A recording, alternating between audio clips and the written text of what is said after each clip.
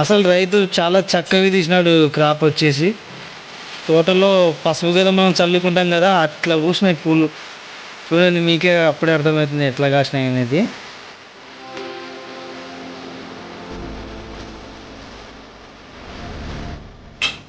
దాంట్లో వేరే కలర్ వేసినట్టున్నాడు ఆయన, డార్క్ ఎల్లో అది. ఇట్లా లెఫ్ట్ సైడ్కి వస్తే డార్క్ ఎల్లో కలర్ కూడా వేసినారు చూడండి.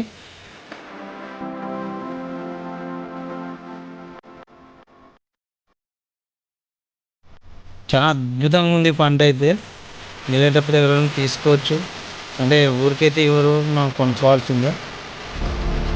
చూడండి, రైతు మాత్రం చాలా చక్కగా తీసినాడు ఇది పంట. నీట్గా ఉన్నాయి పువ్వులు.